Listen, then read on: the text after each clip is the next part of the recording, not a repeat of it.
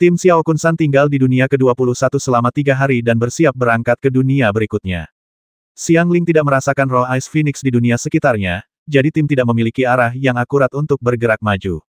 Ning Penghai memilih arah berdasarkan rute dunia yang telah dilaluinya sebelumnya dan menerobos dinding kristal kehampaan. Saat dinding kristal kehampaan itu hancur, rasa krisis yang awalnya menghilang muncul kembali. Karena lautan lava muncul lagi di sisi lain dinding kristal hampa. Laut lahar muncul lagi. Kekuatan pembersih yang berbahaya masih ada. Seru seseorang tiba-tiba. Ye Xuan menggunakan akal sehatnya untuk segera memeriksa hukum dunia seberang dan memastikan bahwa lautan lava di dunia ini tidak terbentuk secara alami, melainkan disebabkan oleh kekuatan pembersih yang memburu tim sekte abadi tersembunyi. Jangan ke sana, ganti arah. Hindari lautan lava, saran seseorang. Ning Penghai segera berdiskusi dengan para tetua sekte dan keluarga abadi lainnya, dan akhirnya memutuskan untuk mengubah arah dan pergi ke dunia lain. Meskipun Ye Xuan tidak berpikir bahwa menghindari dunia laut lava akan memungkinkannya untuk menghindari kekuatan pembersih, karena sebagian besar sekte dan keluarga abadi dalam tim percaya bahwa mereka harus mengubah arah, tidak perlu ada keberatan. Jadi, tim itu mengubah arah dan menerobos dinding kristal hampa di dunia lain. Kali ini, lautan lava tidak terlihat lagi dan tim melanjutkan perjalanan. 3 hari berikutnya berlalu. Tiba-tiba, suatu pagi, seberkas api terbang dari langit. Api itu berkedip-kedip, sungguh aneh. Baru setelah api itu terbang mendekat, kami dapat melihat dengan jelas bahwa itu adalah seberkas cahaya yang keluar. Seorang pria terbang ke arah mereka dan tersandung di depan semua orang. Ketika Ye Xuan melihat orang ini, dia mengerutkan kening, karena orang ini tidak lain adalah Namong Ventian. Saat ini, wajah Namong Ventian tampak sangat menyedihkan.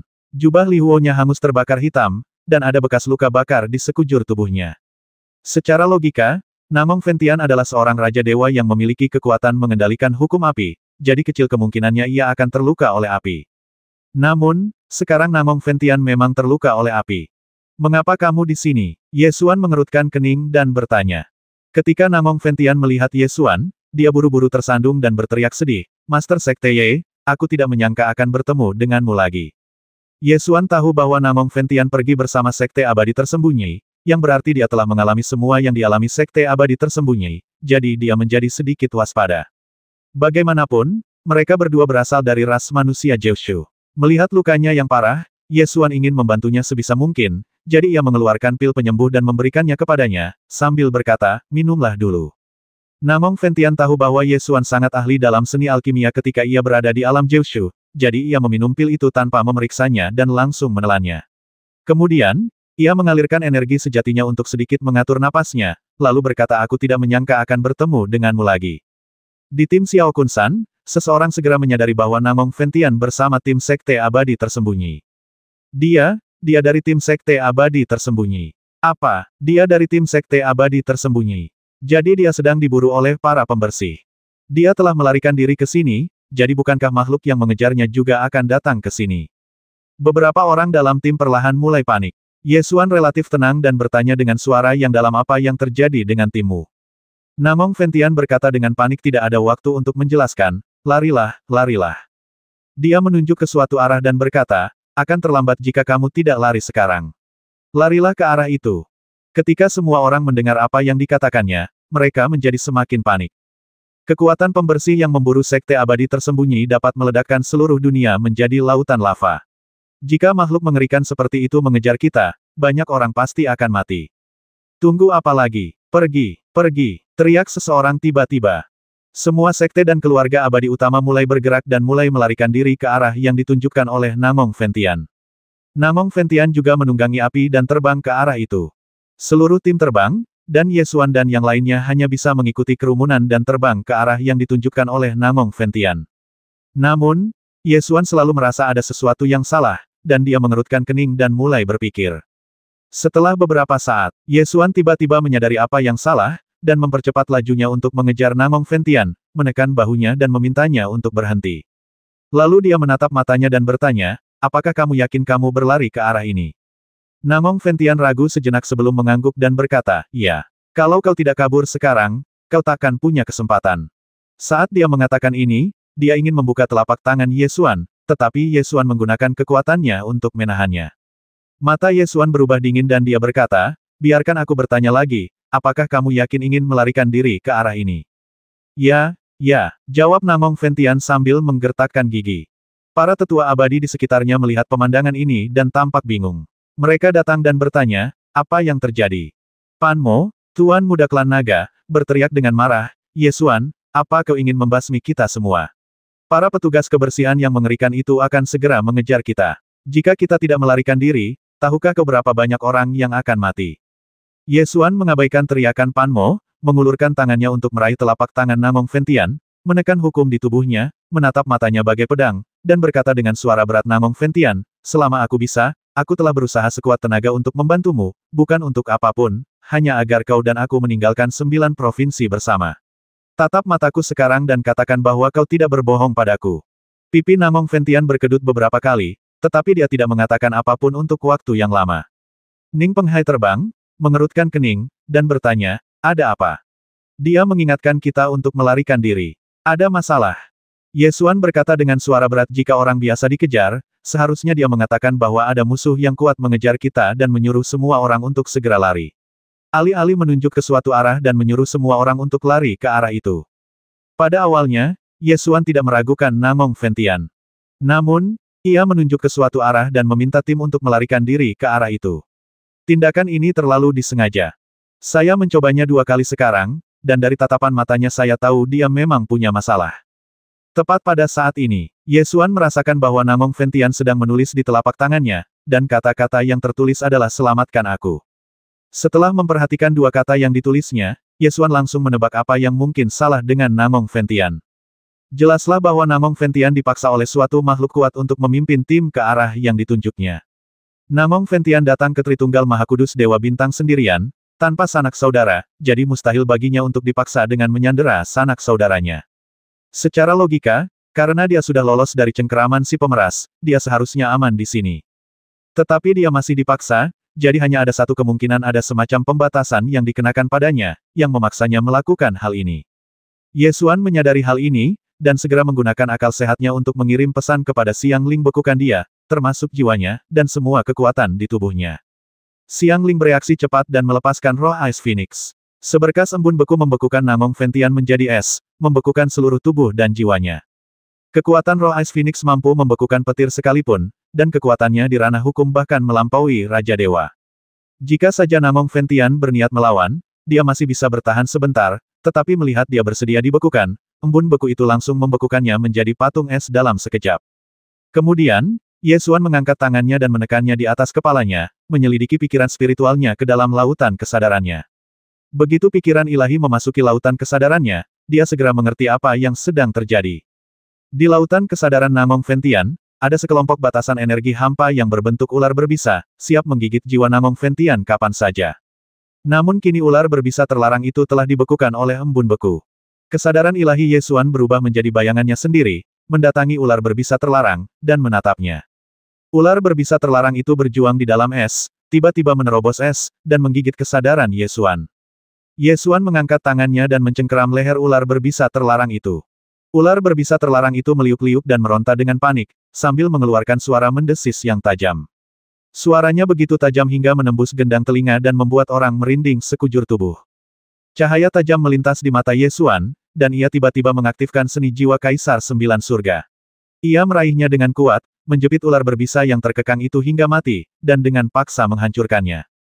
Pembatasan itu meledak dan mulai menyerang jiwa Namong Ventian. Gelombang energi terlarang yang ganas menjerat jiwa Namong Ventian seperti ular berbisa dan menggigitnya dengan ganas. Dalam keadaan normal, jika batasan itu dipatahkan dengan paksa, jiwa Namong Ventian pasti akan tercabik-cabik oleh energi serangan balik dari batasan tersebut. Namun, jiwanya kini telah dibekukan menjadi es oleh kekuatan roh Phoenix Es. Sambil membatasi jiwanya, roh itu juga memblokir serangan balik energi terlarang dan menyelamatkan hidupnya. Tunggu sampai energi terlarang berangsur-angsur hilang. Es perlahan mencair, dan jiwa Namong Ventian pulih. Meskipun es menghalangi serangan balik dari pembatasan, dampaknya tetap signifikan pada jiwanya. Namong Ventian keluar dari es, terengah-engah. Ia tak sempat mengucapkan terima kasih. Ia buru-buru berkata, cepat, lari. Makhluk mengerikan itu benar-benar ada di sini. Ia tahu aku di sini. Kali ini, tanpa kendali larangan, apa yang dikatakan Namong Ventian memang benar. Yesuan sangat jelas tentang hal ini dan membuat keputusan cepat. Ia menunjuk ke dunia laut lava yang ia lihat setelah menembus dinding kristal hampa dan berkata, pergilah ke sana, dunia yang hancur adalah yang paling aman. Ning Penghai menyetujui keputusan ini dan segera memimpin tim untuk terbang menuju dunia laut lava yang telah mereka lihat sebelumnya. Lapisan dinding kristal hampa itu baru saja pecah belum lama ini. Meskipun dinding kristal hampa itu perlahan menutup, dinding kristal di tempat yang pecah itu masih sangat tipis. Mudah untuk membuka kembali lorong itu hanya dengan sedikit usaha.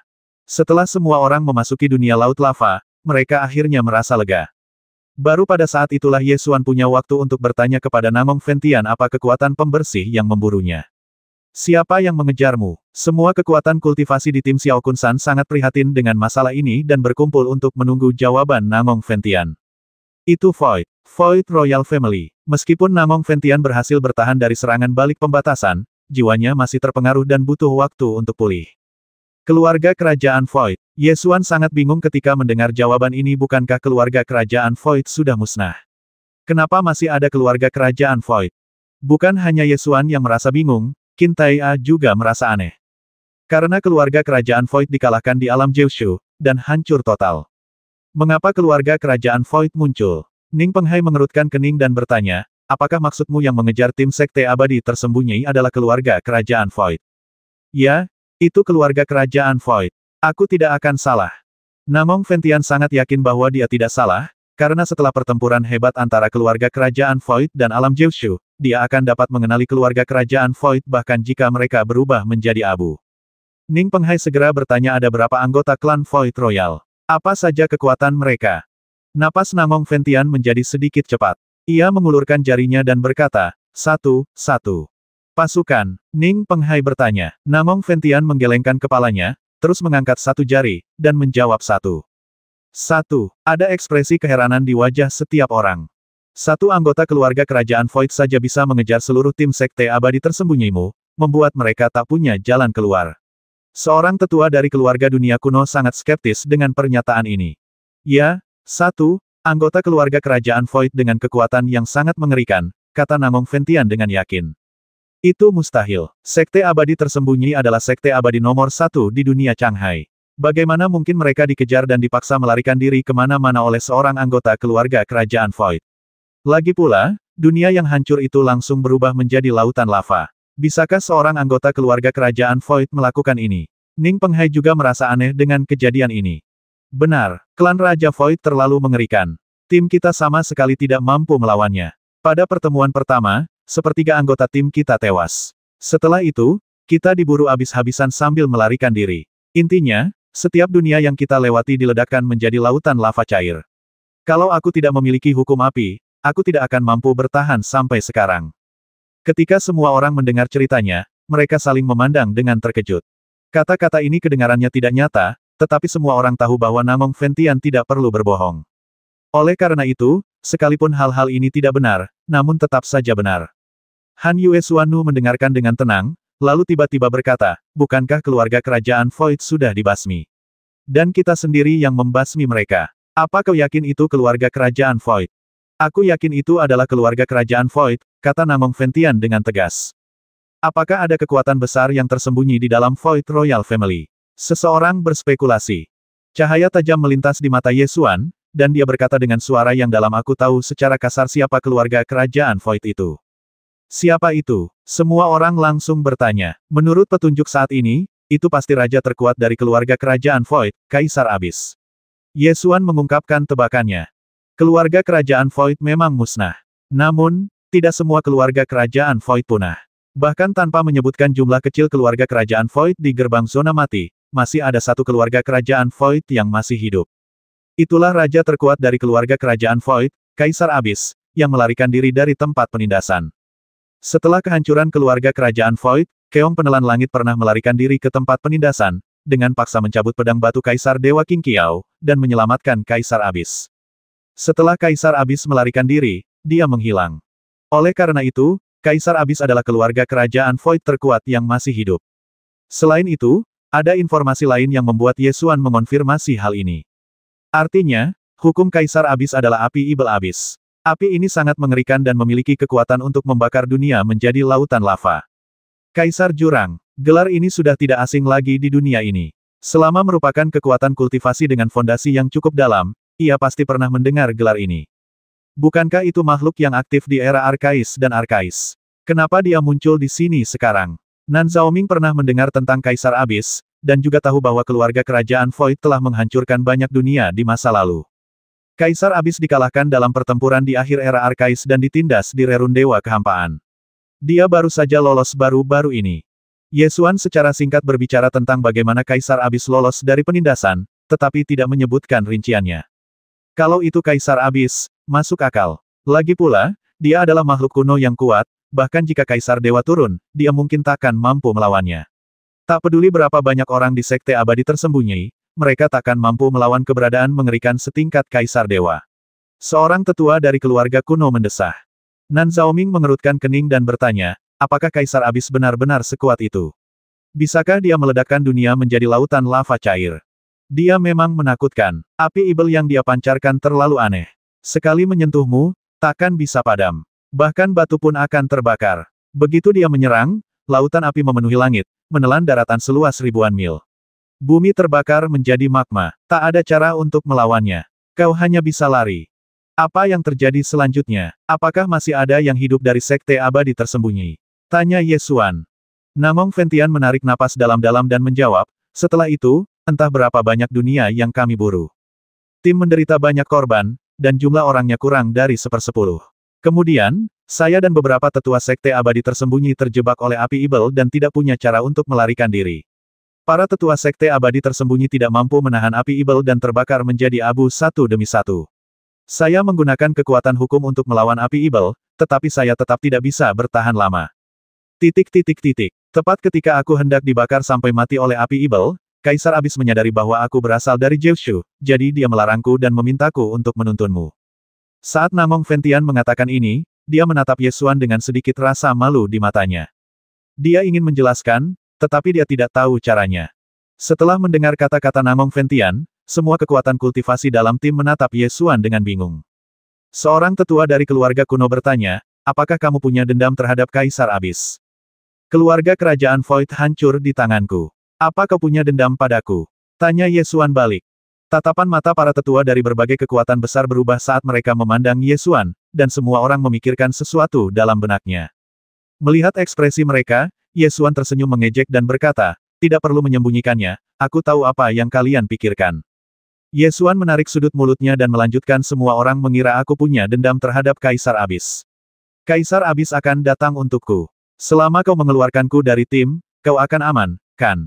Para tetua Sekte Abadi dan keluarga bangsawan ini tidak mengatakan apa-apa, tetapi banyak di antara mereka memang berpikir demikian dalam hati mereka. Sebelumnya, karena Ye Xuan telah mengambil batu ilahi pelebur api untuk dirinya sendiri, hal ini telah menimbulkan ketidakpuasan di antara kekuatan-kekuatan ini. Kini, dengan terulangnya kembali kejadian ini, konflik di antara mereka makin sulit didamaikan. Pan Mo, Tuan Muda Klan Naga, selalu tidak senang dengan Ye Xuan. Ia mendengus dingin, itu yang kami pikirkan, lalu kenapa? Kau membuat dirimu dalam masalah, apa kau ingin kami mati bersamamu? Melihat sikap mereka, Ye Xuan tidak marah. Ia terkekeh dan berkata, bagus sekali. Aku tidak ingin berurusan dengan tim yang begitu berantakan. Mari kita manfaatkan kesempatan ini untuk berpisah. Para tetua dari berbagai sekte dan keluarga abadi utama tidak menyangka Ye Xuan akan mengambil inisiatif untuk mundur dari tim. Hal ini membuat mereka tertegun sejenak dan saling berpandangan. Wajah Pan Mo berseri-seri karena gembira, dan dia berkata, kamu benar, jadi mulai sekarang, kamu bukan lagi anggota tim kami. Ye Xuan sama sekali tidak mempedulikannya. Ia perlahan mundur dan menjaga jarak dari pasukan lawan. Istana Seng Sui membuat keputusan tegas. Tanpa berkata apa-apa, mereka mengikuti Ye Xuan dan meninggalkan tim. Namong Ventian tidak menyangka bahwa dia akan menemui hal seperti itu setelah menemukan tim baru. Dia mengerutkan kening dan memikirkannya, lalu dengan cepat membuat keputusan dan berdiri di belakang Ye Xuan. Setelah mengalami apa yang terjadi di Sekte Abadi tersembunyi, dia melihat segalanya dengan jelas. Sedalam apapun fondasi Sekte Abadi, itu tidak akan membantunya. Jika ia bertemu dengan keberadaan yang kuat, ia akan tetap diburu dan tidak akan bisa pergi ke surga maupun ke bumi. Daripada mengikuti Sekte Abadi Agung, lebih baik mengikuti Ye Xuan. Faktanya, Namong Ventian memutuskan untuk pergi bersama Sekte Abadi tersembunyi karena Ye Xuan tidak berniat memasuki Tanah Suci Dewa Bintang, jadi dia tidak punya pilihan selain mengikuti Sekte Abadi tersembunyi. Sekarang Ye Xuan dan Istana Seng Sui sudah datang, tentu akan lebih baik untuk bertindak bersama dengan Ye Xuan. Tiga Raja Dewa Jiushu, bersama dengan Istana Seng Sui, tidak memiliki banyak orang, dan jika mereka meninggalkan tim bersama-sama, itu tidak akan menyebabkan terlalu banyak dampak pada tim. Pan Mo menunjukkan ekspresi jijik di wajahnya dan mencibir, siapa lagi yang mau keluar dari tim? Cepat keluar, kukatakan padamu, mulai sekarang, mereka yang tidak keluar dari tim harus mematuhi perintah, kalau tidak mereka akan dihukum.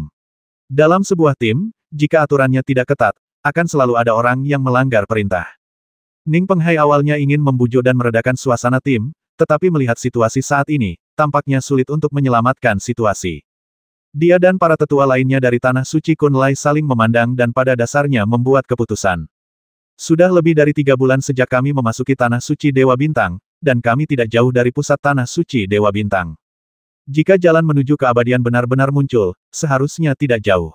Rencana awal Tanah Suci Kunlai adalah ketika mereka hendak menemukan surga abadi, mereka akan meninggalkan tim di Istana Salju dan pergi mencari surga abadi sendirian. Dengan melakukan hal tersebut, pertikaian internal dalam tim yang menemukan Ratu Abadi dapat dihindari. Lagi pula, tidak semua kekuatan kultivasi bisa masuk ke Changsheng Tian. Semakin banyak orang yang menemukan Changsheng Tian, semakin sengit pula pertarungannya. Oleh karena itu, sekarang adalah waktu yang lebih tepat untuk meninggalkan tim. Ning Penghai berjalan keluar bersama para tetua dan murid Tanah Suci Kunlai dan berdiri bersama dengan Istana Seng Sui. Ketika kekuatan spiritual utama melihat reaksi Tanah Suci Kunlai, mereka semua tampak bingung. Penatua Ning, apa maksudmu dengan ini? Ning Penghai menghela napas dan berkata, sejak kami tiba di Tanah Suci Dewa Bintang, tim ini terus terseok-seok. Kami, Tanah Suci Kunlai, telah berusaha sebaik mungkin untuk menjaga hubungan tim, tetapi kami masih merasa belum mampu.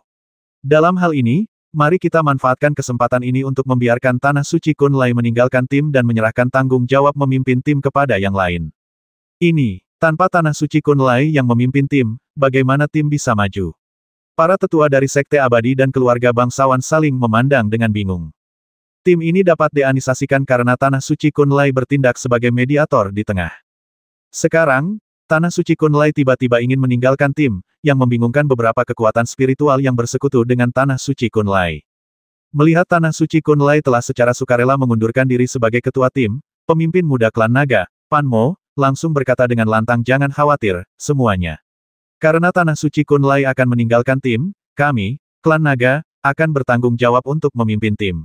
Kalian semua harus tahu bahwa dengan latar belakang dan kekuatan klan naga kami sepenuhnya mampu menjadi pemimpin tim ini. Setelah Tanah Suci Kunlai meninggalkan tim, Sekte Suci Pedang Kuno juga meninggalkan tim. Seorang tetua dari keluarga kuno bertanya dengan bingung, mengapa Sekte Pedang Suci Kuno juga meninggalkan tim? Ada apa? Di Feiyu tentu saja tidak memberitahu alasan sebenarnya, tetapi dengan sopan berkata kita mungkin tidak cocok dengan pemimpin tim yang baru dalam hal filosofi kerja, jadi lebih baik meninggalkan tim untuk mendapatkan lebih banyak kebebasan. Di tim Xiao Kunsan, kekuatan orang naga memang sangat kuat, bahkan melampaui Tanah Suci Kunlai. Alasan mengapa Tanah Suci Kunlai selalu dapat memimpin tim adalah karena Tanah Suci Kunlai merupakan kekuatan pertama yang menanisasi tim. Jika orang naga bersaing untuk memperebutkan pemimpin tim, hasilnya akan sulit diprediksi. Ketika Tuan Muda Klan Naga, Pan Mo, melihat Sekte Pedang Suci Kuno juga meninggalkan tim, ia berkata dengan acuh tak acuh, jangan khawatir, semuanya. Dengan berkurangnya 1 atau 2 sekte, tim akan lebih ramping dan lebih kohesif. Karena Sekte Pedang Suci Kuno ingin pergi, pergilah secepatnya. Kami tidak akan memaksa kalian untuk tetap tinggal. Pada titik ini, Istana Seng Sui, Tanah Suci Kunlai, dan Sekte Suci Pedang Kuno semuanya meninggalkan tim. Akan tetapi, jumlah total orang dari 3 sekte utama kurang dari 50, yang mana tidak ada apa-apanya jika dibandingkan dengan keseluruhan tim. Terlebih lagi, kekuatan klan naga memang kuat, sehingga dengan cepat menggemparkan sekte dan keluarga abadi lainnya. Setelah tim berpisah, Ye Xuan dan kelompoknya langsung pergi. Tanah Suci Kunlai mengikutinya dari belakang, dan Sekte Suci Pedang Kuno juga mengikuti di belakang. Ketika Ning Penghai melihat Sekte Suci Pedang Kuno mengikutinya, dia mungkin menduga bahwa Sekte Suci Pedang Kuno mengetahui rahasia roh Phoenix S, jadi dia tidak banyak bicara. Di Feiyu menyusul Ye Xuan dan bertanya, Tuan Ye, dengan ancaman besar Kaisar Abis di sini, bukankah berisiko meninggalkan tim sekarang? Jika aku tetap di tim dan dihadang oleh Kaisar Abis, ada begitu banyak kekuatan kultivasi di sini yang setidaknya bisa menahanku untuk sementara waktu. Ye Xuan menoleh dan bertanya, bukankah tim Sekte Abadi tersembunyi kuat? Apa hasilnya? Ini, Di Feiyu tiba-tiba terdiam dan tidak dapat membantah. Tim dari Hidden Immortal Sect memang sangat kuat, tetapi pada akhirnya mereka tetap diburu dan harus melarikan diri ke seluruh dunia. Ye Xuan terkekeh dan berkata, semakin besar tim, semakin besar kemungkinan ketahuan. Meninggalkan tim adalah pilihan terbaik. Di Feiyu juga berpikir begitu. Setelah meninggalkan tim suku naga masih bisa dijadikan umpan. Dalam situasi yang sama, jelaslah bahwa tim orang naga lebih mudah ditemukan. Sejak mengetahui bahwa Kaisar Abis telah memasuki Tanah Suci Dewa Bintang, Ye Xuan telah memikirkan berbagai cara untuk melawan. Namun, menghadapi keberadaan yang begitu kuat, strategi apapun terasa sia-sia. Bagaimanapun, Kaisar Abis merupakan makhluk kuat yang mampu melawan Kaisar Dewa King Qiao secara seimbang, dan mampu mengubah dunia menjadi lautan lava hanya dengan sekali lambaian tangannya. Kekuatan mengerikan semacam ini bukanlah sesuatu yang dapat ditandingi oleh Raja Dewa. Dilihat dari situasi saat ini, begitu tertangkap oleh Kaisar Abis, dia pasti akan mendapat masalah. Ye Xuan duduk di punggung Lei Qiu, memegang dagunya dan memikirkan banyak hal. Xiang Ling mengikuti instruksi Hanyu Xuanfei dan mencoba merasakan kekuatan Ice Phoenix sesekali. Setelah bola petir itu terbang mendekati dinding kristal hampa, Xiang Ling tiba-tiba membuka matanya, menunjuk ke suatu arah, dan berkata, di sana, ada napas Ice Phoenix yang kuat. Baik Tanah Suci Kunlai maupun Sekte Suci Pedang Kuno telah mengetahui rahasia roh Phoenix S, jadi tidak perlu menyembunyikannya. Bola guntur itu terbang langsung ke arah yang ditunjuk Xiang Ling. Semua orang bekerja sama untuk membuka lorong di dinding kristal hampa dan terbang ke sana. Setelah melewati lorong dinding kristal hampa, kelompok itu sampai di dunia pusaran. Dunia ini sungguh aneh. Tak ada daratan, hanya pusaran hampa yang berputar di pusat dunia. Ada banyak gunung di sekitar pusaran kehampaan, membentuk gunung bintang. Dunia ini benar-benar berbeda dari dunia yang pernah mereka lihat sebelumnya, jadi setiap orang mulai mengamati dunia ini dengan saksama. Hanyu Xuanfei membawa Xiang Ling dan terbang cepat menuju ke arah asal aura Ice Phoenix. Namun, setelah mengejar ribuan mil, Xiang Ling berkata dengan terkejut aura Ice Phoenix ini bisa bergerak. Ye Xuan awalnya tidak terlalu peduli, tetapi ketika mendengar kata-kata Xiang Ling, dia terbangun dari pikirannya dan bertanya, apakah itu berputar dengan pusaran kehampaan? Ada pusaran hampa di pusat dunia ini, dan gunung-gunung di sekitarnya berputar mengelilingi pusaran hampa tersebut. Oleh karena itu, jika roh Phoenix S di sini berada di gunung, ia secara alami akan mengikuti gunung dan berputar mengelilingi pusaran kehampaan. Xiang Ling menggelengkan kepalanya dan berkata, tidak, gunung ini bergerak sangat lambat, tetapi aura Ice Phoenix ini bergerak sangat cepat. Han Yue Xuanu mendengarkan dan memperingatkan dengan serius hati-hati, roh Phoenix S mungkin telah diperoleh oleh beberapa makhluk. Xiang Ling mengangguk dan terus terbang ke depan mengikuti aura Ice Phoenix.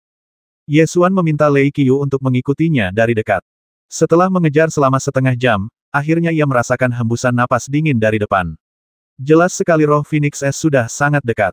Ye Xuan menepuk bola petir itu, lalu melesat bagai kilat, melesat sejauh 1000 mil dalam sekejap, dan langsung mengejar roh Ice Phoenix yang ada di depan. Ketika mengamati lebih dekat, dia tiba-tiba menyadari ada seseorang di depannya yang memancarkan cahaya dingin. Ye Xuan berteriak dengan kesadaran ilahinya teman-teman di depan, berhenti sejenak. Lelaki itu mendengar suara ilahi dan menoleh ke belakang, dan melihat bahwa itu adalah seseorang yang datang, ia berhenti dan menunggu di tempatnya.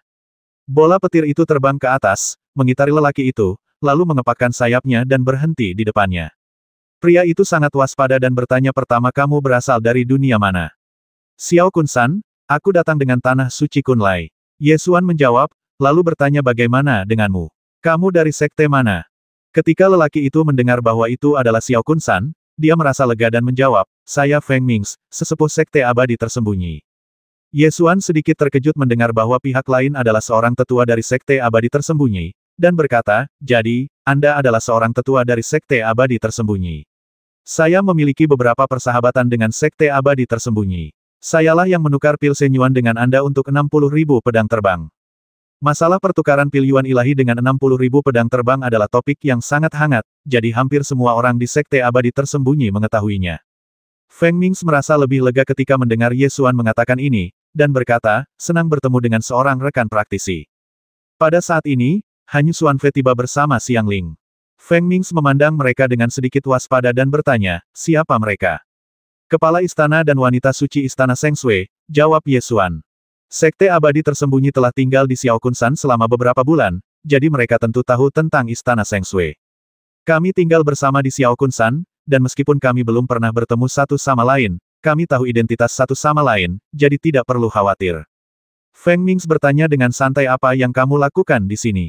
Han Yuesuanu berkata roh Ice Phoenix di dalam dirimu adalah roh penjaga istana Sensueku. Tolong lepaskan dan kembalikan kepada kami. Mendengar ini, alis Feng Mings langsung berkerut, tatapannya dingin, dan dia perlahan mundur sambil mendengus. Kupikir kalian rekan praktisi, tapi ternyata kalian ingin merebut roh Phoenix S. Feng Mings menatap ketiga orang itu dengan waspada, berpikir bahwa mereka ingin merebut roh Ice Phoenix. Xiang Ling segera melepaskan seberkas cahaya es, yang kemudian berubah menjadi burung Phoenix S, terbang berputar-putar dan menjelaskan, apa yang kami katakan itu benar. Roh Phoenix S memang roh penjaga istana Seng Sui kami. Lihat, inilah roh Phoenix S dalam diriku. Feng Mings mendengus dingin, terus kenapa? Aku sudah mengumpulkan roh Phoenix S di tubuhku. Kau ingin mengambilnya hanya dengan beberapa kata. Tidak ada yang seperti itu di dunia ini. Han Yuesuanu mengerutkan kening dan berkata, bagaimana kalau begini? Kembalikan roh Phoenix S ke istana Sensueku, dan aku bisa memberimu kompensasi. Aku tidak membutuhkannya. Aku sudah mengumpulkan roh Phoenix S, jadi itu milikku. Aku tidak mau kompensasi apapun. Aku hanya ingin kekuatan es ini. Feng Mings langsung menolak. Faktanya, kekuatan Ice Phoenix ini telah menyelamatkannya berkali-kali. Sekte abadi tersembunyi telah diburu oleh Kaisar Abis. Api Ibel Abis menyapu langit dan bumi, membakar semua materi. Bahkan dunia pun terbakar menjadi lautan lava. Siapapun yang menyentuh api Ibel Abis hampir pasti akan mati. Feng Mings secara tidak sengaja menemukan bola cahaya spiritual es setelah dia hampir terbakar sampai mati oleh api Ibel Jurang. Saat cahaya roh es memancarkan aura dingin, Feng Mings terbakar oleh api Ibel Jurang dan secara naluriah menerkam ke arah cahaya roh es. Kemudian, api Ibel Jurang dan cahaya roh es saling bertarung, dan akhirnya api Ibel Jurang perlahan padam. Feng Mings cukup beruntung untuk selamat dari terbakarnya api Ibel Jurang. Pada hari-hari berikutnya, dia mulai dengan sengaja mengumpulkan roh es Phoenix dan menaruh roh es Phoenix ke dalam laut Qi-nya. Hal ini membuat seluruh tubuhnya memancarkan aura dingin. Seperti biasa, perasaan dingin ini akan membuatnya sangat tidak nyaman. Namun, saat menghadapi ancaman api Ibel Jurang, dia menggertakkan giginya dan menahan rasa sakit yang menusuk, bersikeras memelihara cahaya spiritual dingin di lautan Qi-nya. Hal ini juga memungkinkannya bertahan hidup dari kobaran api jurang beberapa kali. Baginya, roh Ice Phoenix adalah penyelamatnya, jadi wajar saja jika dia tidak mau menyerahkannya. Han Yuesuanu menyadari bahwa tidak ada gunanya membicarakannya dengan cara yang baik, jadi tatapannya menjadi dingin dan dia berkata, roh Phoenix S adalah roh penjaga istana Sensue. Istana Sensue harus mengambilnya kembali. Kau harus mengembalikannya bahkan jika kau tidak mau. Feng Mings mendengus dingin dan berkata, seperti dugaanku, kau sudah menunjukkan wajahmu sebagai perampok, kan? Barang-barang yang kukumpulkan adalah milikku, dan tak seorang pun boleh mengambilnya. Sambil berkata demikian, dia berbalik dan menunggangi seberkas cahaya, lalu menghilang ke kejauhan. Cahaya tajam melintas di mata Yesuan, dan dia segera menghunus pedangnya dan menusukkannya. Feng Mings merasakan bahaya datang dari belakangnya, dan dia segera mengangkat tangannya dan menembakkan sinar cahaya dingin. Cahaya spiritual dingin itu berubah menjadi burung Phoenix S, melesat menuju cahaya pedang. Yesuan khawatir jika dia menebas dengan pedangnya, dia akan menghancurkan roh Ice Phoenix, jadi dia sedikit menarik kembali cahaya pedangnya. Hanyu Xuanfei dan Xiang Ling mencoba menghentikannya secara bersamaan, tetapi pihak lain juga memiliki kekuatan Ice Phoenix dan tidak takut dengan kekuatan es dan embun beku. Ia dengan paksa menerobos blokade dan mencapai tepi pusaran kehampaan dalam sekejap mata. Feng Mings berhenti di tepi pusaran, menatap ketiga orang itu dengan tatapan tak bersahabat, lalu berteriak berhenti di sana. Kalau kalian mendekat lagi, aku akan melompat ke pusaran itu. Yesuan dan dua orang lainnya berhenti di kejauhan dan menatapnya dengan bingung. Pusaran kehampaan itu sangat berbahaya. Bahkan jika seorang Raja Dewa yang kuat jatuh ke dalam pusaran kehampaan, ia tidak akan mampu menahan energi kehampaan yang dahsyat di dalamnya. Yesuan langsung tidak mengerti, apakah dia akan mengancam mereka bertiga dengan basmi diri. Percuma saja kau melompat masuk. Setelah kau terkoyak oleh pusaran Void, aku bisa dengan mudah mengeluarkan roh Phoenix S dari pusaran Void. Feng Mings tersenyum dingin dan berkata, apakah menurutmu aku cukup bodoh untuk melompat ke pusaran kehampaan dan mati? Lalu apa yang ingin kau lakukan? Tanya Yesuan sambil mengerutkan kening. Feng Mings terus tertawa dan berkata, kau akan tahu saat aku melompat ke pusaran kehampaan ini. Yesuan dapat melihat bahwa senyum di wajahnya tidak dipaksakan, pasti ada yang salah dengan pusaran kehampaan ini. Akan tetapi, sekadar mengamati dengan indera ilahi, seseorang tidak dapat melihat apa yang istimewa tentang pusaran kehampaan ini. Han Yue Xuannu menenangkan diri dan berkata dengan suara berat, apa yang kau inginkan sebagai imbalan mengembalikan roh Phoenix S ke istana Sensue?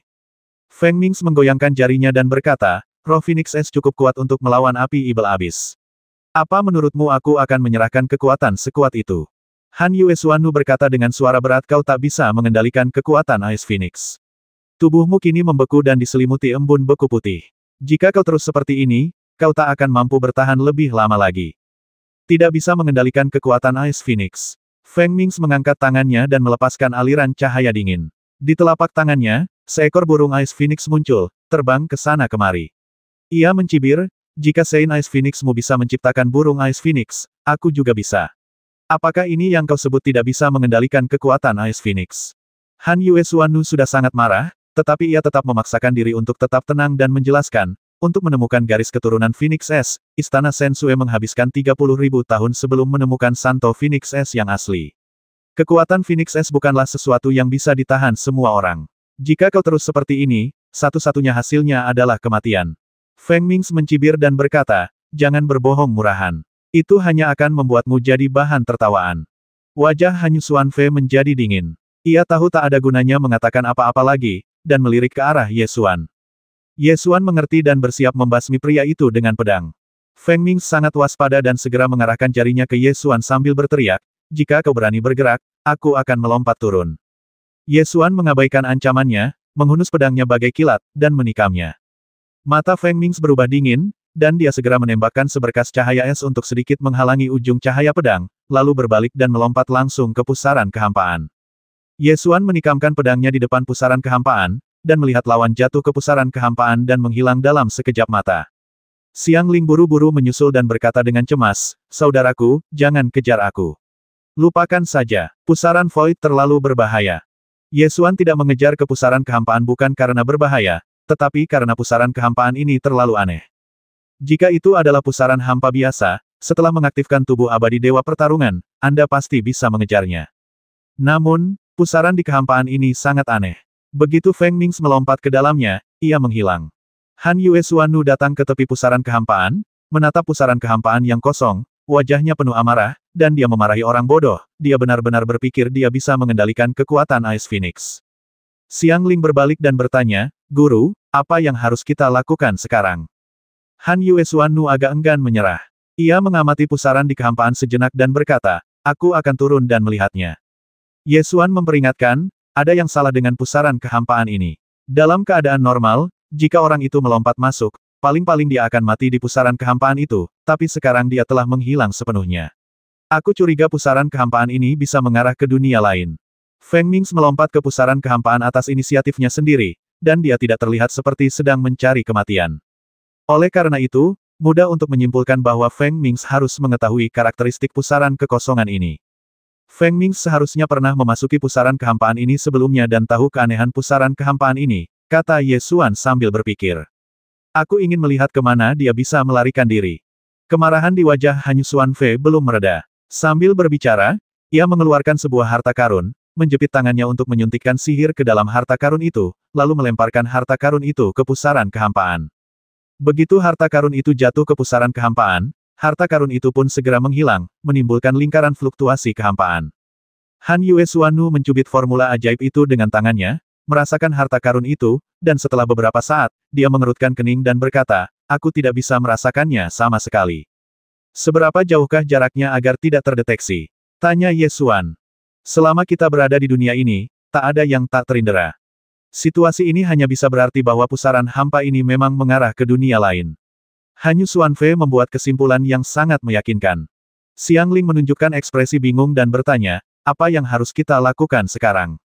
Aku tidak tahu ke dunia mana pusaran hampa ini mengarah. Akan sangat berisiko untuk terjun gegabah. Lagi pula, selama orang itu ada di relik suci Dewa Bintang, kita selalu bisa menemukannya. Tidak perlu terburu-buru, kata Ye Xuan setelah berpikir sejenak. Han Yue Xuannu juga setuju dengan pandangan ini dan berkata, memang, roh penjaga istana Sensue ku pasti akan ditemukan kembali. Xiang Ling mengangguk dan setuju ya, oke. Setelah Ye Xuan dan kelompoknya menjelajahi dunia pusaran hampa ini, mereka tidak menemukan harta karun penting apapun, jadi mereka terus bergerak maju, menerobos dinding kristal hampa dan memasuki dunia berikutnya. Setiap kali dia memasuki suatu dunia, Ye Xuan akan menggambar sebuah lingkaran di peta dan membuat catatan sederhana. Kalau aku hitung dengan teliti, aku telah menjelajah 26 dunia dalam kurun waktu lebih dari 3 bulan. Bersama dengan kekuatan kultivasi lainnya, mereka seharusnya telah menjelajahi sebagian besar situs suci Dewa Bintang. Sejauh ini, tampaknya tak seorang pun menemukan Chang Shengtian. Tim terus bergerak maju ke arah yang dirasakan Xiangling.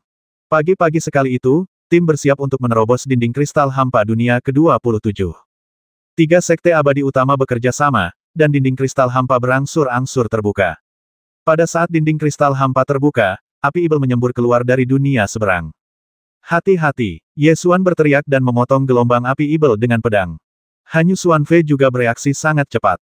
Ia melambaikan tangannya dan menciptakan gunung es, menghalangi jalannya dinding kristal hampa. Melalui gunung es yang tembus pandang, semua orang dapat melihat samar-samar bahwa api ibel sedang berkobar di dunia seberang.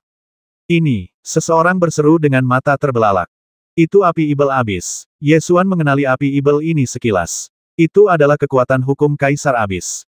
Kenapa kau tidak lari saja? Tetua Sekte Pedang Suci kuno membelalakan matanya dan bersiap memerintahkan murid-muridnya untuk mundur. Tepat pada saat ini, sebuah suara yang dalam dan nyaring terdengar dari dunia lain. Apakah kau masih bisa lolos? Begitu dia selesai berbicara, gunung es yang menghalangi jalannya dinding kristal meledak dengan suara keras. Sebuah tangan terulur dari sisi berlawanan dan meraih semua orang.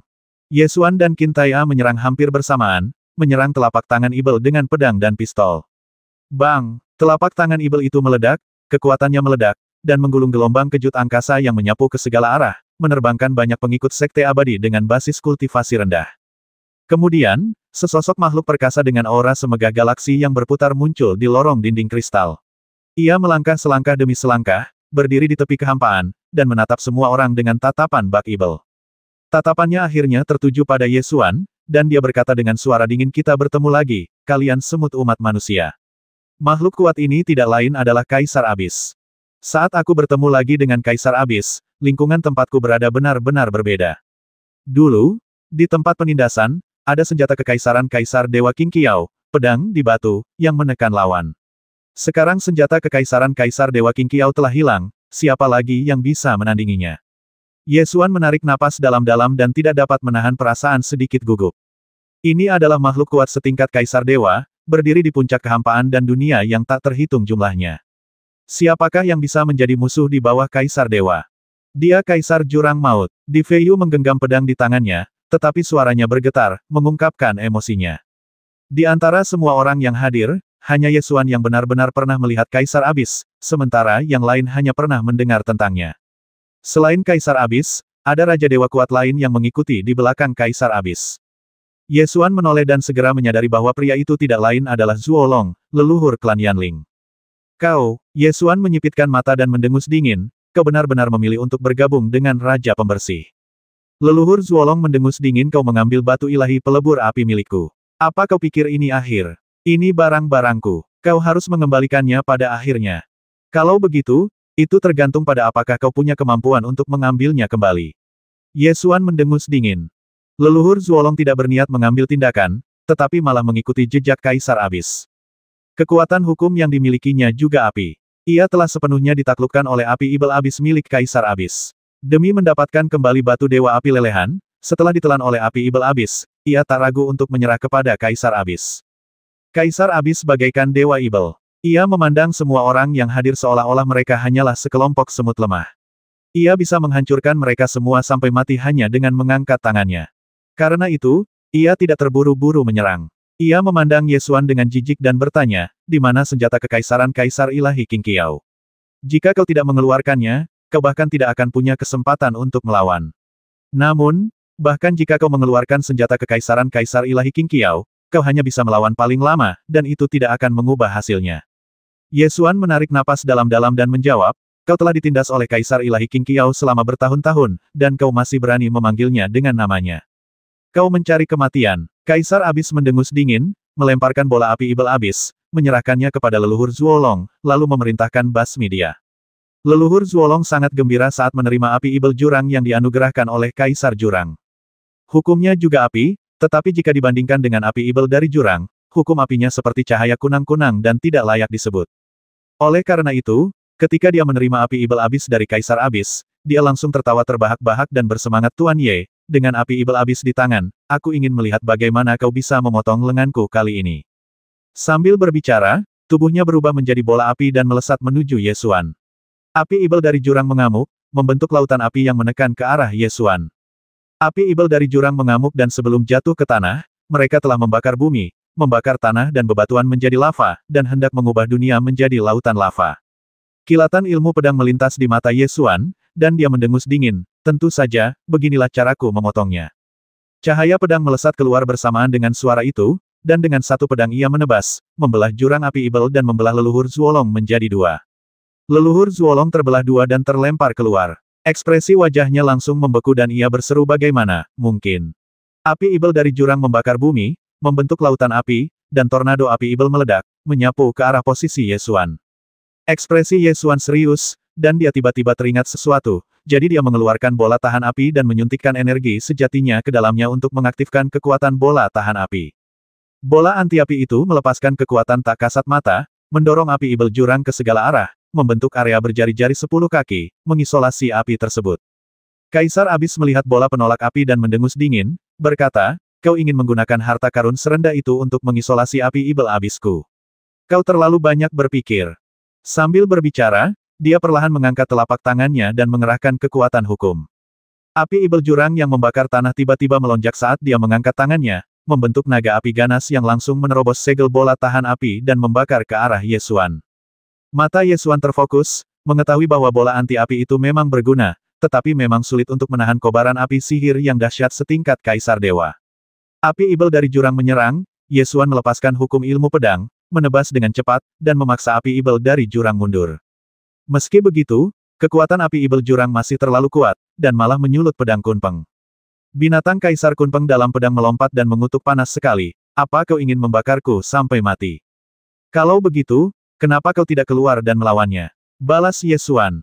Kaisar binatang Kunpeng tiba-tiba menjadi murka. Ia mengeluarkan embusan angin dan bergegas keluar, membungkus bola petir itu.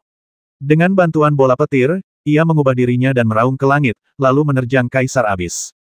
Kunpeng yang masih berkeliaran itu sedang mencari kematian. Kaisar Abis menamparkan Kaisar Kunpeng dengan telapak tangannya, dan kedua belah pihak pun memulai pertempuran sengit. Meskipun Kaisar binatang Kunpeng mendapatkan senjata kekaisaran Kaisar Dewa Qingqiao untuk melindungi jiwanya, ia hanya memiliki jiwanya sendiri, dan tubuh yang dipinjamnya hanyalah tubuh seekor binatang buas.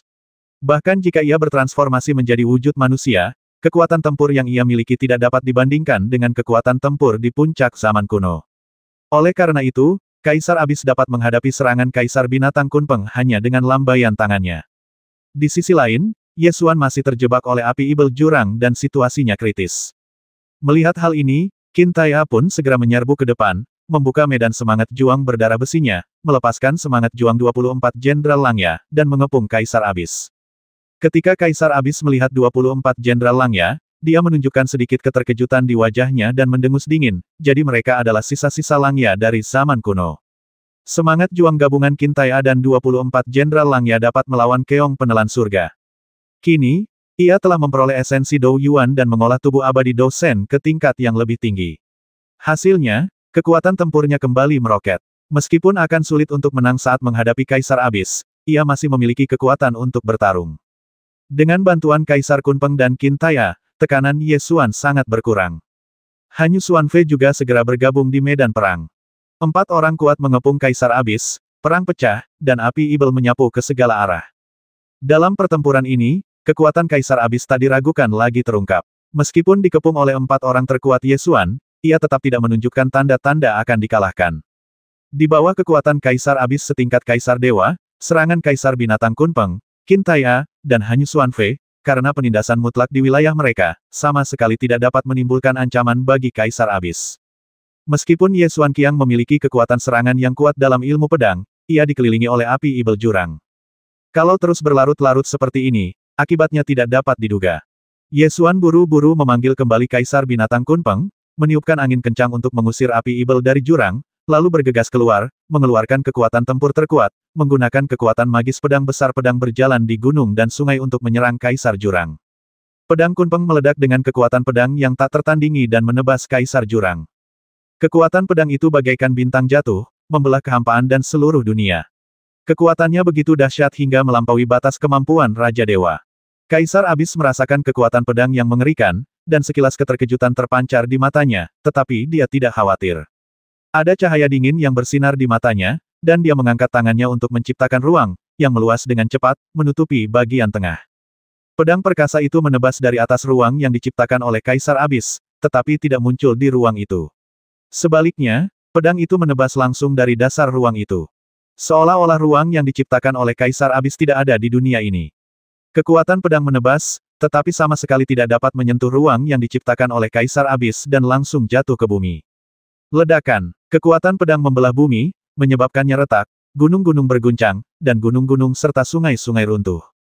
Pada akhirnya, pedang-pedang pemotong gunung dan sungai ini memotong retakan bekas pedang yang sangat besar sepanjang 1000 mil di bumi, yang hampir membelah dunia menjadi dua. Akan tetapi, pedang sekuat itu pun tidak dapat menyentuh Kaisar Abyss. Apa ini? Ye Xuan membelalakan matanya dan menatap ruang yang diciptakan oleh Kaisar Abyss, wajahnya penuh keheranan. Kaisar Kunpeng Bis menjelaskan inilah mengapa Kaisar Dewa benar-benar kuat. Pedangku, Lu Sanhe, jelas-jelas menebas dari atas kepalanya, jadi mengapa pedang itu tidak menyentuhnya? Ye Xuan masih tidak mengerti apa yang sedang terjadi dan bertanya dengan cemas. Kaisar Kunpeng Bis melanjutkan penjelasannya, ini adalah tingkat pertama dari alam rahasia Kaisar Ilahi, alam rahasia luar angkasa. Ruang rahasia, benar, alam rahasia angkasa. Sudah kukatakan sejak lama bahwa alam Kaisar Dewa adalah alam yang menciptakan hukum dan dunia. Alam pertama Kaisar Dewa adalah alam rahasia angkasa. Ruang di sekitar tubuhnya diciptakan olehnya. Meskipun kau melihatnya, ruang yang ia ciptakan sama sekali tidak berada di alam ini. Jadi, ketika kau menebas dengan pedangmu dan membelah bumi, kau tidak bisa menyentuhnya. Kali ini, Kaisar Kunpeng benar-benar dengan sabar menjelaskan alam rahasia ruang angkasa. Setelah Ye Xuan selesai mendengarkan, ekspresinya menjadi sedikit serius, dan dia berkata dengan suara yang dalam, jika memang begitu, bukankah dia sudah tak terkalahkan? Apa yang aneh tentang ini? Kalian adalah sekelompok Raja Dewa, dan pihak lain adalah makhluk setingkat Kaisar Dewa. Jika dia tidak membasmi kalian semua dengan satu tamparan, dia dianggap lemah, kata Kaisar Binatang Kunpeng dengan santai. Ye Xuan perlahan-lahan menjadi tenang. Dulunya ia tak terkalahkan di alam yang sama, dan bahkan mampu membasmi lawan yang satu alam lebih tinggi. Lambat laun, ia menjadi tidak peka terhadap perbedaan alam. Sekarang, menghadapi eksistensi setingkat Kaisar Dewa sejati, saya akhirnya paham seberapa hebatnya seorang Kaisar Dewa. Keterampilan pedangnya yang hebat hampir membelah dunia menjadi dua, tetapi dia tidak dapat melukai lawan sama sekali. Ini adalah penindasan alam. Di hadapan eksistensi setingkat Kaisar Dewa, Raja Dewa terlalu tidak berarti. Ruang rahasia yang diciptakan oleh Kaisar Abyss tidaklah besar. Ruang itu dipenuhi dengan api Ibel Abyss. Ia dapat melepaskan api Ibel Abyss untuk membakar Qintaya dan yang lainnya hanya dengan satu lambaian tangannya. Namun, serangan massa sama sekali tidak berhasil menyentuhnya. Semua serangan bertubi-tubi datang dari depan ruang rahasianya dan langsung bertubi-tubi keluar dari belakang ruang rahasia tersebut. Serangan-serangan itu sama sekali tidak berhasil menembus ruang rahasianya. Makhluk setingkat Kaisar Dewa tidak terkalahkan di hadapan Raja Dewa. Kaisar Abyss berdiri di ruang rahasianya, tertawa liar, mengayunkan api Ibel Jurang, menyerang semua orang tanpa ampun, membakar seluruh dunia menjadi dunia lahar. Kalian cuma semut. Sekeras apapun kalian berjuang, itu sia-sia. Menyerahlah padaku atau mati. Kaisar Abyss mengendalikan api Ibel Jurang dan membakar seluruh dunia menjadi dunia lava. Ye Xuan melemparkan bola anti-api itu ke Xiangling, memintanya untuk melindungi dirinya sendiri, lalu melanjutkan mengepung Kaisar Abyss bersama dengan Qintaya, Hanyu Xuanfei, dan Kaisar Binatang Kunpeng. Akan tetapi, pengepungan semacam itu tidak ada artinya, karena di bawah penindasan alam absolut, semua serangan tidak dapat menyentuh Kaisar Abyss, apalagi melukainya. Di bawah tekanan alam yang bertekad, Kaisar Abyss telah menjadi tak terkalahkan.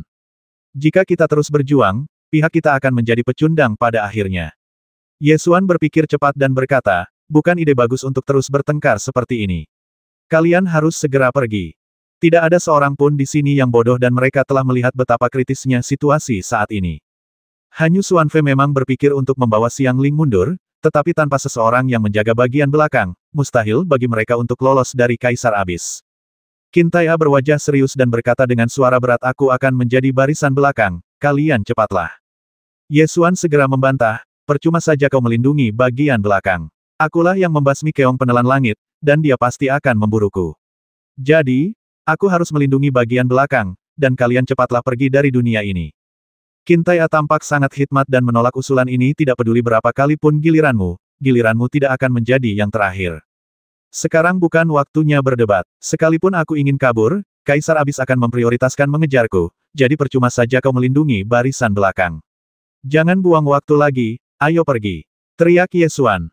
Qin Tai menggertakkan giginya, meraung, dan mengangkat senjatanya untuk menyerang Kaisar Abyss. Namun, setelah tombak itu menembus ruang rahasia Kaisar Abyss, tombak itu justru menusuk langsung dari belakang, membuat serangan itu sia-sia. Ye Xuan menasihati lagi, jangan khawatir, aku tidak akan mati. Dengan kecepatan Kaisar Binatang Kunpeng, bahkan jika aku tidak bisa lolos dari kejaran Kaisar Abyss, aku tidak akan bisa dihentikan dalam waktu singkat.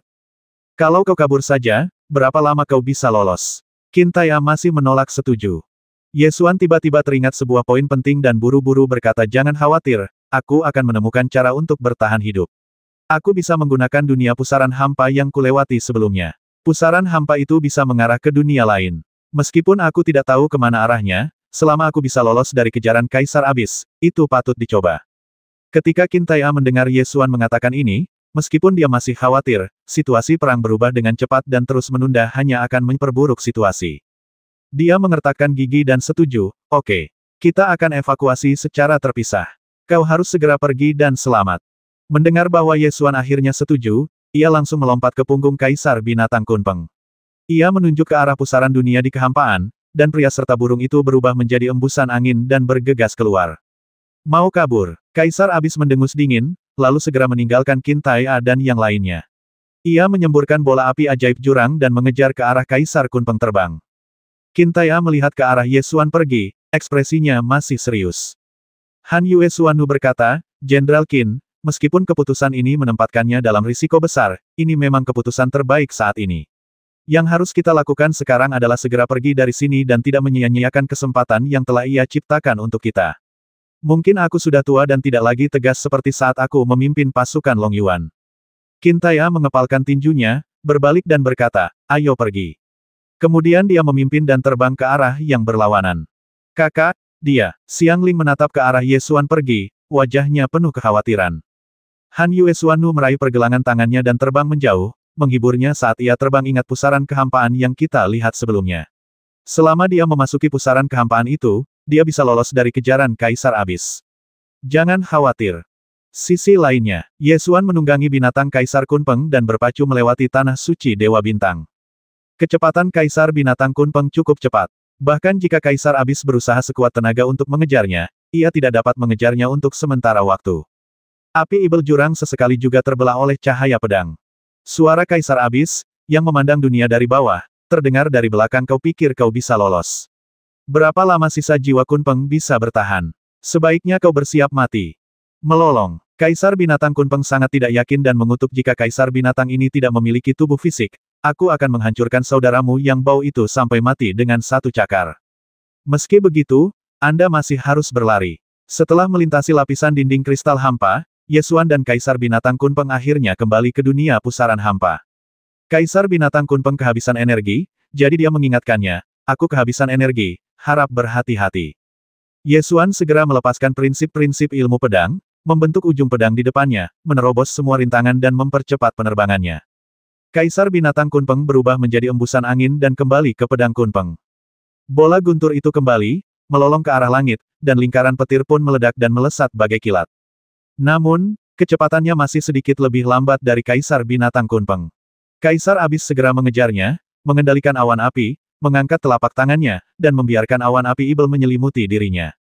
Ye Xuan berdiri di belakang bola guntur, menatap api jahat dan awan api yang turun dari langit, wajahnya semuram air. Api jahat dan awan api menutupi area seluas 1000 mil, tidak menyisakan tempat bagi orang-orang untuk bersembunyi. Melolong. Bola petir itu melolong ke langit, sedikit takut pada api ibel dari jurang. Banyak bulunya yang telah terbakar sebelumnya. Teruslah terbang, kata Ye Xuan dengan suara berat. Melolong. Meskipun Lei Qiu gugup, kecepatannya tidak melambat sama sekali. Namun, api jahat dan awan api di depan sudah menekan ke bawah, dan jika mereka terus terbang ke depan, mereka akan menabrak api jahat itu. Aku penasaran bagaimana kau bisa lolos. Kaisar Abyss tertawa terbahak-bahak, seolah sedang mempermainkan mangsa yang lemah. Wajah Ye Xuan muram saat ia menatap api ibel dan awan api yang menekan dari depan. Ia perlahan mengangkat pedang kunpeng, memadatkan hukum ilmu pedang, dan menebas dengan satu pedang. Cahaya pedang membelah langit dan bumi, membelah awan api ibel menjadi dua. Bola guntur itu bersiul, melesat keluar dari celah yang tercipta oleh cahaya pedang, dan lolos dari cengkraman api ibel dan awan api. Kaisar Abis mendengus dingin dan menunggangi api ibel serta awan api untuk mengejarnya lagi. Namun, setelah bola petir itu keluar dari api jahat dan awan api, ia melesat di depan pusaran kehampaan. Ye Xuan menoleh ke arah Kaisar Abis, melambaikan tangan, dan berkata, "Kau bersenang-senang mengejarku hari ini, ya. Tapi itu saja, lain kali kita bertemu, sulit untuk mengatakan siapa yang akan mengejar siapa." Setelah Ye Xuan selesai berbicara, dia dan Lei Qiu terjun ke pusaran kehampaan dan kemudian menghilang. Kaisar Abis berhenti di depan pusaran kehampaan. Ia tidak tahu apa yang ada di dalamnya, jadi ia tidak berani mengejarnya dengan gegabah. Karena dia menderita gangguan stres pasca trauma akibat pusaran kehampaan. Lagi pula, dia telah ditindas oleh Kaisar Dewa Qingqiao selama bertahun-tahun.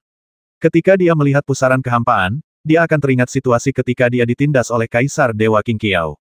Setelah menyerbu ke dalam pusaran kehampaan, Ye Xuan ingin menstabilkan pikirannya, mengamati situasi di pusaran kehampaan, dan melihat dunia seperti apa yang dituju pusaran kehampaan itu.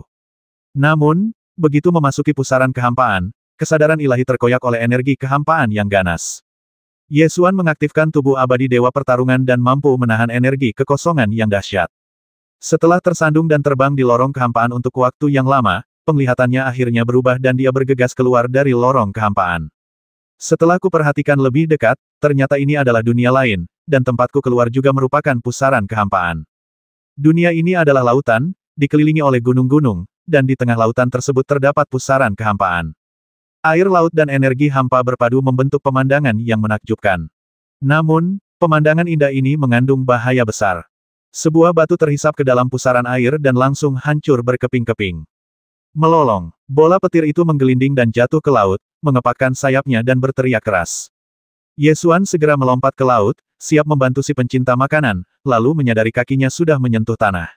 Ia langsung memutar bola matanya dan berkata, "Bodoh, airnya bahkan tidak bisa menutupi telapak kakimu, apa yang kau perjuangkan?"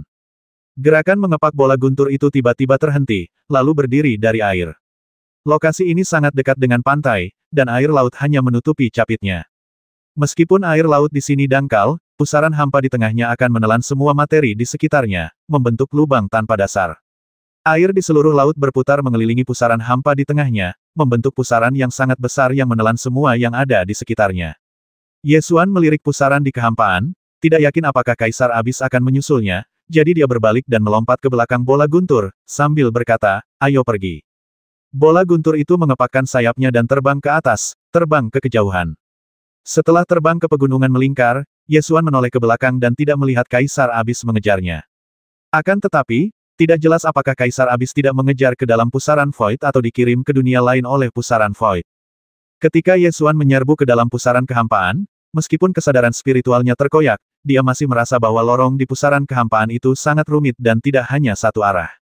Ye Xuan menemukan tempat untuk beristirahat sejenak, memikirkan Xiang Ling dan kakek buyutnya, bertanya-tanya apakah mereka telah lolos dari kejaran Kaisar Abis.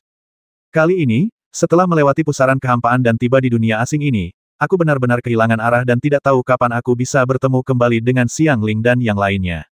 Ye Xuan mengeluarkan peta relik suci Dewa Bintang yang telah digambarnya. Total ada 27 lingkaran yang digambar pada peta, mewakili 27 dunia. 27 dunia ini semuanya terhubung, sehingga Anda dapat mengetahui dengan jelas rute yang telah Anda ambil dan di mana Anda berada di Tanah Suci Dewa Bintang. Akan tetapi, dunia yang kita datangi sekarang setelah melewati pusaran kehampaan itu tidak tahu di mana di Tanah Suci Dewa Bintang ia berada. Dengan kata lain, sekarang saya benar-benar tersesat. Ye Xuan beristirahat di dunia laut pusaran ini selama setengah hari, bersiap untuk meninggalkan tempat ini dan mencari cara untuk bersatu kembali dengan Xiang Ling dan yang lainnya. Tepat pada saat ini, tiba-tiba saya merasa ada yang salah dengan dunia ini. Dunia ini sangat panas, dan seluruh pegunungan cincinnya sangat panas. Namun, di dalam pegunungan berbentuk cincin itu, terdapat salju di salah satu puncaknya. Situasi ini sangat tidak normal. Setelah Ye Xuan mendekat, dia mendapati ada sebuah gua di puncak gunung dengan semburan napas dingin. Ketika saya berjalan ke depan gua, saya melihat seorang pria duduk bersila di dalam gua, berlatih bela diri untuk menekan kekuatan dingin di tubuhnya. Dan orang ini tidak lain adalah Feng Mingx. Ye Xuan berjalan masuk ke dalam gua, tidak melakukan tindakan apapun, hanya menatapnya tanpa ekspresi. Feng Mings menyadari seseorang telah masuk ke dalam gua. Tubuhnya gemetar, energi sejatinya mengalir balik, dan energi dingin di tubuhnya meledak. Ah! Ia menjerit dan jatuh ke tanah. Embun beku dengan cepat mengembun di permukaan kulitnya dan dalam sekejap mata ia membeku menjadi manusia es. Es halus terbentuk di rambut dan alisnya. Feng Mings membuka matanya dan melihat Ye Xuan. Ia segera merangkak, mengulurkan tangannya, dan berkata dengan suara gemetar, "Selamatkan aku, selamatkan aku." Ye Xuan menggelengkan kepalanya dan berkata, "Istana Seng Sui membutuhkan 30.000 tahun untuk menemukan orang suci yang bisa membawa roh Phoenix Es. Jika kekuatan Phoenix Es begitu mudah didapatkan, apakah giliranmu? Aku tidak bisa menyelamatkanmu. Jika kau ingin bertahan hidup, hanya ada satu cara, serahkan roh Phoenix Es." "Tidak, aku sudah bersusah payah mendapatkan roh Phoenix Es, kenapa aku harus menyerah?" Feng Mings masih tidak mau menyerah. Ye Xuan mengangkat bahu dan berkata, "Mau bagaimana lagi? Kau akan menanggung akibatnya sendiri. Apa salahku? Aku hanya ingin mempertahankan kekuasaanku. Apa salahku?" Geram Feng Mings. "Sejujurnya, kau tidak melakukan kesalahan yang tak termaafkan. Jadi, saat aku melihatmu, aku tidak membasmimu dengan satu pedang. Tapi kalau kau ingin aku menyelamatkanmu, aku sungguh tak mampu melakukannya," kata Ye Xuan sambil merentangkan tangannya. Feng Mings enggan menyerah. Ia kembali duduk bersila, menggertakkan gigi, dan mengalirkan energi sejatinya untuk menekan aura dingin di tubuhnya. "Aku tidak percaya, kenapa aku harus menyerahkan roh Phoenix Es yang kukumpulkan dengan susah payah." Melihat kondisinya, Ye Xuan menyadari bahwa dia tidak dapat bertahan lebih lama lagi, jadi dia hanya duduk di samping dan memperhatikannya berjuang. Feng Mings mengerahkan segenap tenaganya untuk menekan aura dingin kembali ke lautan Qi-nya. Embun beku di tubuhnya berkurang banyak, tetapi itu tidak masuk akal. Aura dingin di tubuhnya semakin kuat, perlahan-lahan melampaui batas yang dapat ditanggungnya. Tubuhnya mulai gemetar, bahkan napasnya keluar seperti kabut yang menusuk tulang. Setelah secara paksa menekannya selama 1/4 jam, kekuatan Ice Phoenix mencapai batasnya, menerobos penghalang energi sejatinya dan memancar keluar. Seluruh gua langsung membeku menjadi es, dengan gugusan es yang memantulkan cahaya, membuat seluruh gua menjadi sangat indah. Feng Mings mengerang dan jatuh ke tanah, tubuhnya gemetar kedinginan. "Kenapa? Kenapa?" Dia terus mengulang kalimat ini, masih merasa enggan. Ye Xuan memperhatikan penampilannya, menggelengkan kepala, dan berkata, "Tahukah kau? Ketika aku membuka pintu hukum dan menghantam alam dewa, hukum pedang Dao Ganda tertinggi muncul di hadapanku. Jika orang lain, setelah melihat hukum pedang Dao Ganda tertinggi, mereka seharusnya langsung merebutnya tanpa ragu. Namun, aku tidak melakukannya, dan memilih hukum yang lebih cocok untukku. Karena itu, hanya butuh 3 tahun bagiku untuk menerobos dari alam dewa dan menjadi Raja Dewa. Terkadang, menjadi kuat belum tentu yang terbaik, dan kemampuanmu sendiri selalu unik." Meskipun Feng Mings tidak mau, dia tahu dalam hatinya bahwa jika dia terus seperti ini, dia hanya akan mati. Akhirnya, dia tersenyum getir tak berdaya dan melepaskan roh Ice Phoenix dari lautan Qi-nya. Ye Xuan mengeluarkan botol giok, menaruh roh Ice Phoenix di dalamnya, lalu mengambil pil dan melemparkannya sambil berkata, "Minumlah pil ini akan membantumu pulih lebih cepat." Feng Mings menelan pil itu, menggunakan sisa tenaganya untuk bangkit dan duduk, mengalirkan energi sejatinya untuk menyembuhkan luka-lukanya.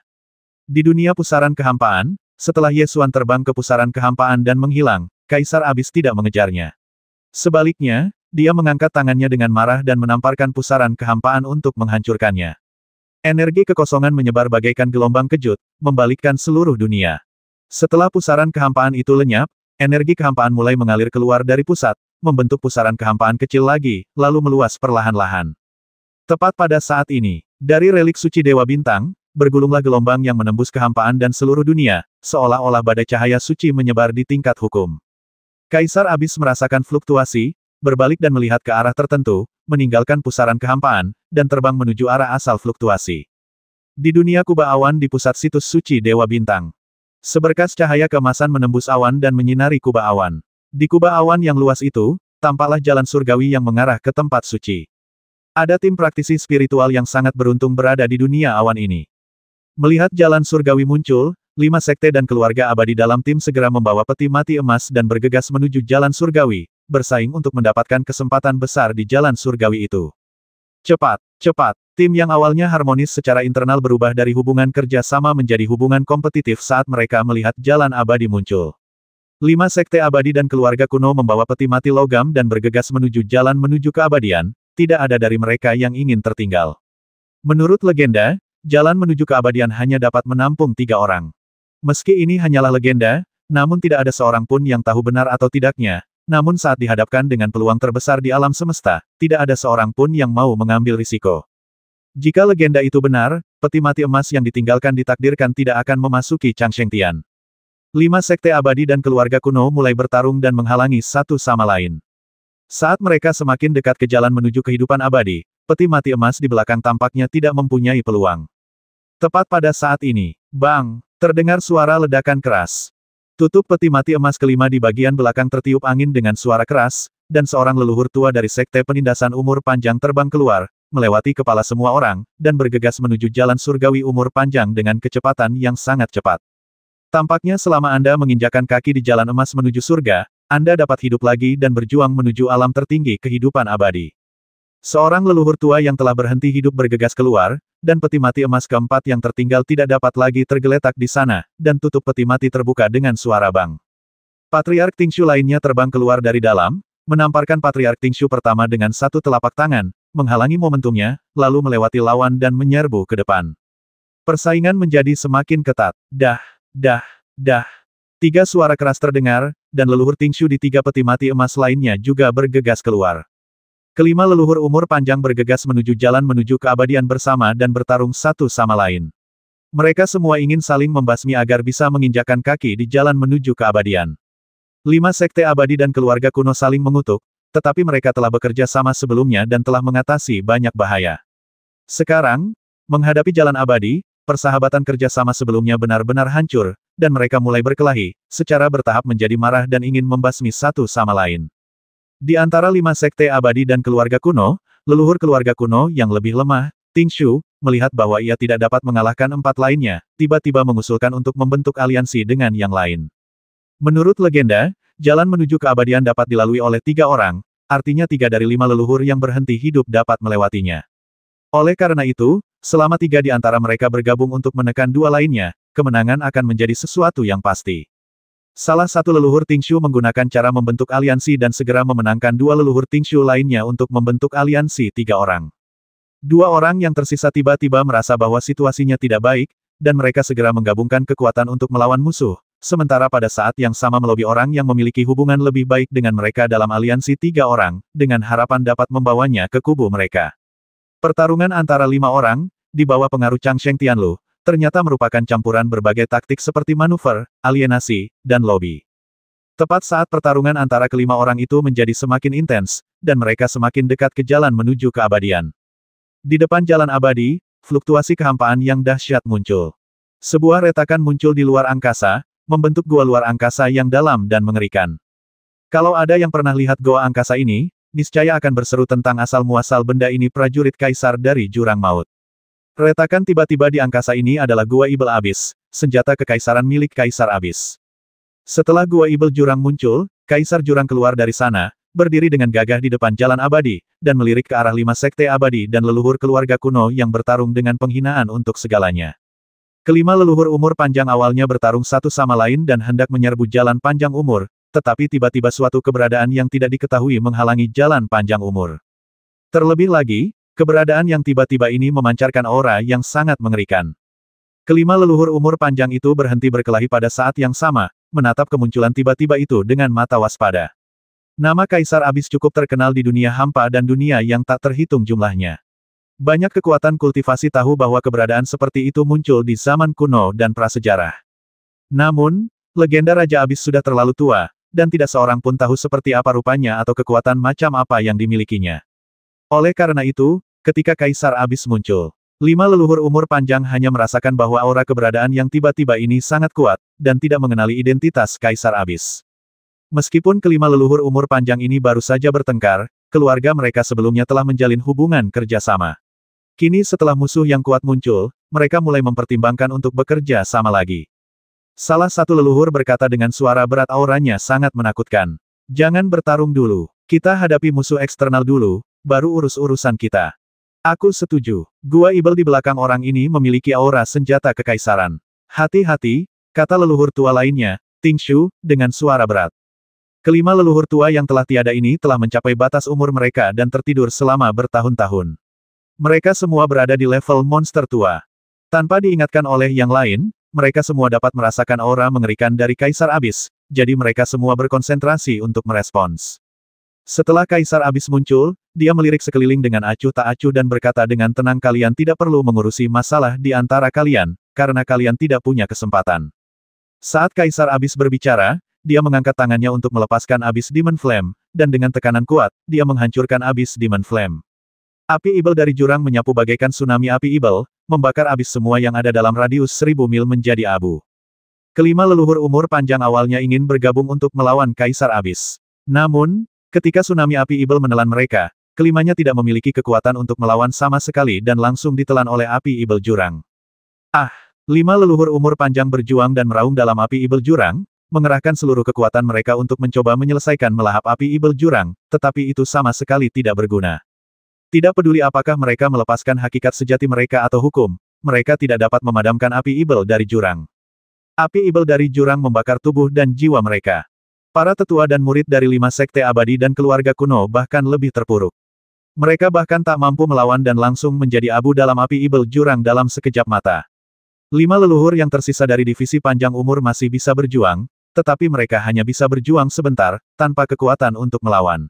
Mereka meronta dan berteriak, menatap Kaisar Abyss dengan tak percaya, lalu berteriak, "Kau, siapa kau?" Di tengah kobaran api ibel Abyss, seseorang akhirnya mengenali jenis api ibel ini, menunjuk ke arah keberadaan mengerikan di langit, dan berseru sedih dia. Dia adalah Kaisar Abyss. 1590